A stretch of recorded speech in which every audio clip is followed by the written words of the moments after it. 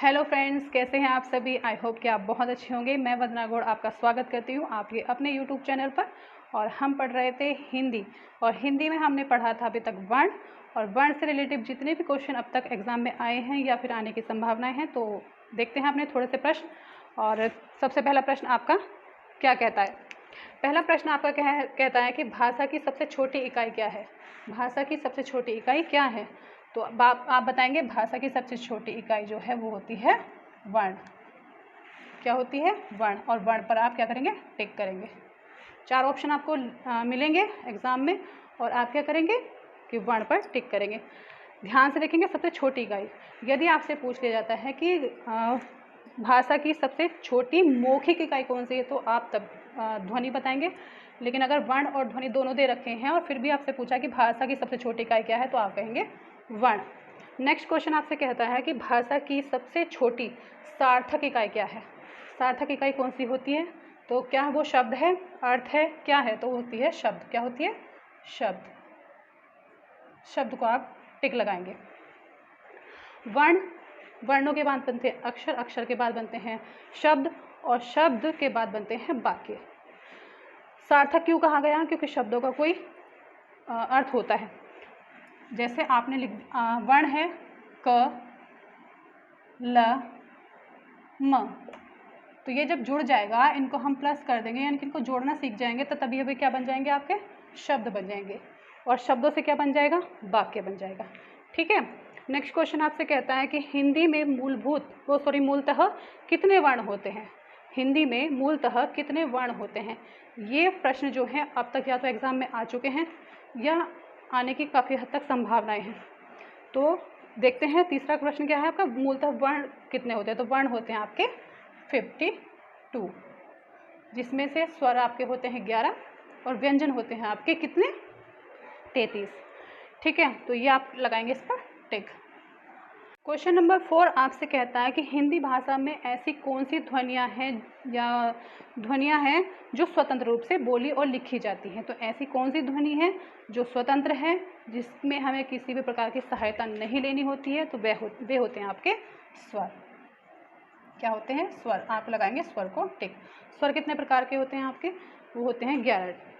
ठीक है, और व्यंजन आपके 33। नेक्स्ट क्वेश्चन आपसे कहता है कि प्रयत्न के आधार पर ल किस प्रकार की ध्वनि है।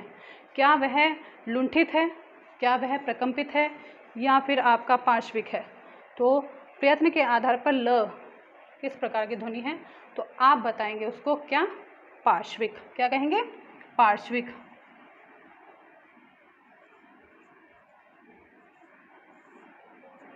ठीक है, क्या कहेंगे? पार्श्विक।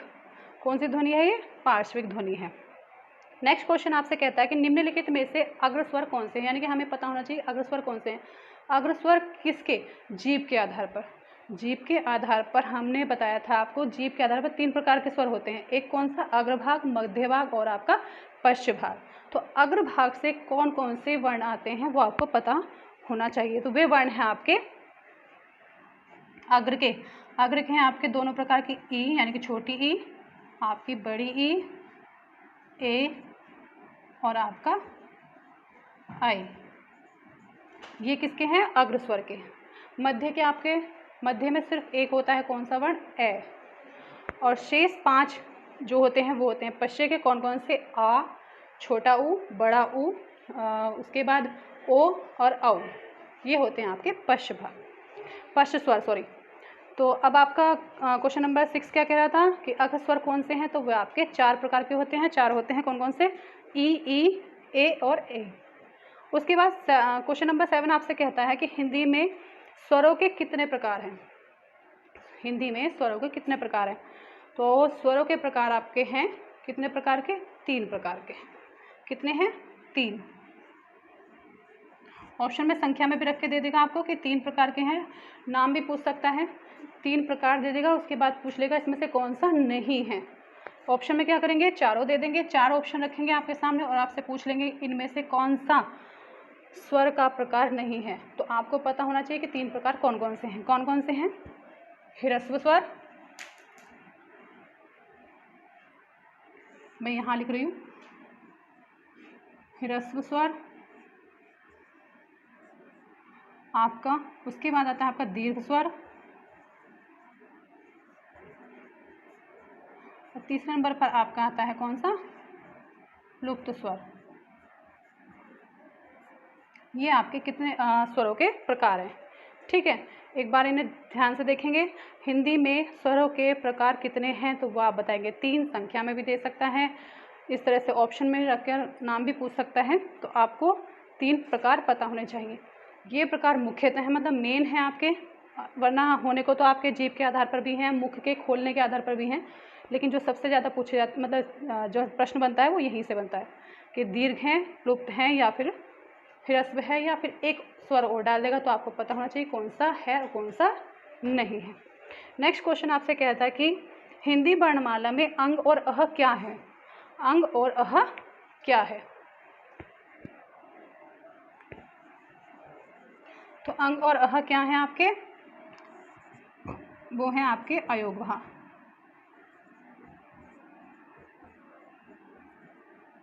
कौन से हैं? क्या है? अयोगवाह। अयोगवाह में ये जो है आपका वो होता है अनुस्वार, और चक्रबिंदी आपको मैंने बताई थी अनुनासिक, और ये होता है जिसमें 2 बिंदु लगे होते हैं वो होता है विसर्ग। नेक्स्ट क्वेश्चन आपसे पूछता है कि उच्चारण के समय जीभ की स्थिति के अनुसार, जो हमारी जीभ की स्थिति है उसके अनुसार स्वरों के कितने भेद हैं? तो स्वरों के होते हैं 3 भेद। कौन कौन से?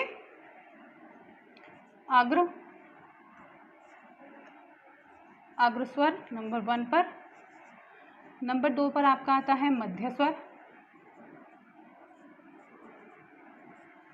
नंबर 3 पर आपका है पश्च स्वर।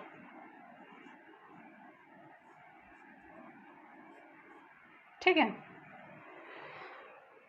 अग्र स्वर से कौन कौन से हैं आपके? ई दोनों प्रकार की ई, और आपके ए और आई। मध्य स्वर में कौन सा आता है आपका? ए आता है, और पश्च स्वर में आपका आता है बड़ा आ, छोटा ऊ, बड़ा ऊ, ओ, और आपका औ। ठीक है, नेक्स्ट क्वेश्चन आपसे कहता है कि वे ध्वनियाँ जो स्वरों की सहायता के बिना नहीं बोली जा सकती और ना ही लिखी जा सकती, उन्हें क्या कहते हैं? तो उनको कहते हैं आप व्यंजन। क्या कहते हैं? व्यंजन। और व्यंजन कितने होते हैं आपके? 33 होते हैं। नेक्स्ट क्वेश्चन, क्वेश्चन नंबर 11 आपसे कहता है स्पर्श व्यंजन कितने होते हैं? स्पर्श व्यंजन कितने होते हैं? तो आप ऑप्शन में रहेगा 24, 25, 28, तो आपके कितने होते हैं? 25। और वर्ग कितने होते हैं? यदि आपसे पूछ रहा है कि स्पर्श व्यंजन में वर्ग कितने होते हैं, तो वो आपके होते हैं 5। कौन कौन से? एक आपका होता है क वर्ग, च वर्ग, ट वर्ग,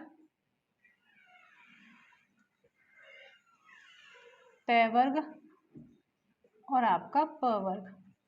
यही तो होते हैं। तो ये जो वर्ग है, और प्रत्येक वर्ग में 5-5 वर्ण होते हैं, तो इसी तरह से आपके कितने वर्ण हो जाते हैं? 25। क्वेश्चन में आपसे पूछा था कि स्पर्श व्यंजन कितने होते हैं, तो आप बताएंगे 25। ठीक है, और वर्ग यदि आपसे पूछ लिया जाए वर्ग कितने होते हैं स्पर्श व्यंजन में, तो आप बताएंगे 5। नेक्स्ट क्वेश्चन आपसे कहता है कि अंतस्थ व्यंजन हैं कौन कौन से? तो अंतस्थ व्यंजन कौन कौन से होते हैं आपके? वो होते हैं आपके य, र, ल, और आपका व। ठीक है, नेक्स्ट क्वेश्चन आपसे कहता है, क्वेश्चन नंबर 13, कि श, स और ह व्यंजन है, क्या है ये? क्या ये अंतस्थ है? नहीं, अंतस्थ तो ये अलग ऐसे हैं। क्या ये स्पर्श व्यंजन है? स्पर्श व्यंजन में नहीं है ये भी।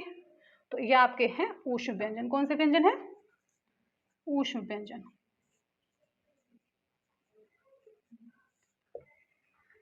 कौन से हैं? ऊष्म व्यंजन, जिसको बोलने में जो हवा है मुख की वो गर्म हवा निकलती है, उसी को कहते हैं ऊष्म व्यंजन।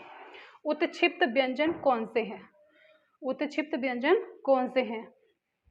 तो वे होते हैं आपके ड और आपका ढ, जिनके नीचे बिंदु लगा होता है। ऑप्शन में आपको इस तरह का ढ भी मिल सकता है, लेकिन वो नहीं होगा आपका सही। आपका कौन सा सही होगा? जिसके नीचे बिंदु लगा होता है। तो उत्क्षिप्त व्यंजन कौन से हैं आपके? ड और ढ। नेक्स्ट क्वेश्चन आपसे कहता है कि गे किस वर्ण के संयोग से बना है?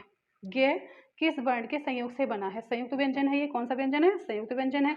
तो संयुक्त व्यंजन में किसके योग से बना है? तो ये बना है आपका ज और आपका आइन, ये हो गया आपका ज्ञ। क्या हो गया? ज्ञ। ध्यान रखना है ऑप्शन में आपको बिना विसर्ग वाला बिना हलंत वाले भी आपको जय मिलेंगे, लेकिन आपको कौन सा वाला जय चुनना है? जिसके नीचे हलंत होता है, क्योंकि जिसके नीचे हलंत है वही आपका सही होगा। तो इसको आप जब आपको एग्जाम में मिले बाई चांस तो आप क्या करेंगे? टिक लगाएंगे। नेक्स्ट क्वेश्चन आपसे कहता है क्षय, त्रय, ज्ञ और श्रेय क्या है? तो ये है आपके संयुक्त व्यंजन। कौन से व्यंजन? संयुक्त व्यंजन। संयुक्त किस तरह के व्यंजन है? ये संयुक्त व्यंजन। ये आपके अंतस्थ व्यंजन है, ये आपके ऊष्म व्यंजन है, ये आपके उत्क्षिप्त व्यंजन है और ये आपके संयुक्त व्यंजन है। नेक्स्ट क्वेश्चन आपके कहता है कि कंठ ध्वनि ऐसी कौन सी ध्वनि है, ऐसा कौन सा व्यंजन है जिसका उच्चारण स्थान कंठ है? तो मैंने आपको बताया था क से कंठ और क से क वर्ग। तो आपका कौन सी है? क वर्ग। और क वर्ग में कौन कौन से आते हैं? क, ख, ग, घ और आपका ऐ। ठीक है, ये 5 हैं आपके किसके? कंठ के।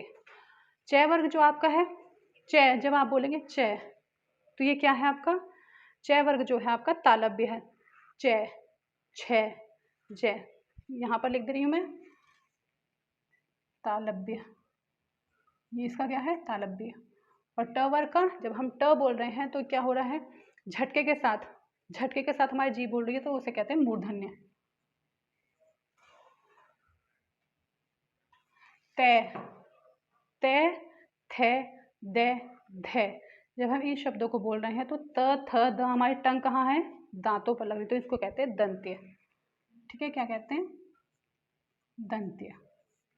और प, प, फ, ब, भ, तो ये क्या है? हमारे ओष्ठ, यानी कि होठों से बोले जाते हैं, इनको कहते हैं ओष्ठ, ओष्ठ्य। ठीक है। और क वर्ग आपका क्या है? कंठ। ठीक, एक बार नजर डालेंगे वहां पर। फिलहाल आपके क्वेश्चन का आंसर था कि क वर्ग में क, ख, ग, घ ये जो है वो आपके कंठे ध्वनियां हैं। कौन से व्यंजन है ये? कंठे ध्वनि। क्वेश्चन नंबर 18 आपसे कहता है कि श की उच्चारण जो स्थान है वो क्या है? तो वो आपका होता है तालव्य। क्या होता है? तालव्य। उच्चारण स्थान क्या है? तालव्य। नेक्स्ट क्वेश्चन आपका कहता है मूर्धन्य ध्वनियां कौन सी हैं? तो आप देखेंगे कि मूर्धन्य ध्वनियां कौन सी हैं? वो होती हैं आपकी ट, ठ, ड, ढ, है ना? ठीक है, तो ये है आपका ट वर्ग। ट वर्ग में जितने भी आपके 5 वर्ण आते हैं वो आपके मूर्धन्य हो जाएंगे। कौन कौन से? ट, ठ, ड, ढ और आपका अड़। ठीक। नेक्स्ट क्वेश्चन आपसे कहता है कि मात्रा के आधार पर स्वर कितने प्रकार के होते हैं? मात्रा के आधार पर स्वर कितने प्रकार के होते हैं? स्वर आपके मात्रा के आधार पर 3 प्रकार के होते हैं। कौन कौन से? ह्रस्व स्वर, एक मैं यहाँ पर चार्ट बना दे रही हूँ, ये है आपका ह्रस्व स्वर,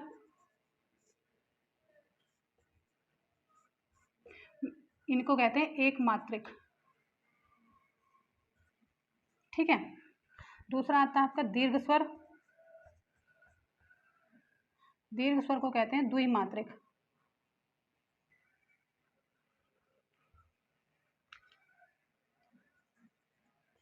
द्विमात्रिक।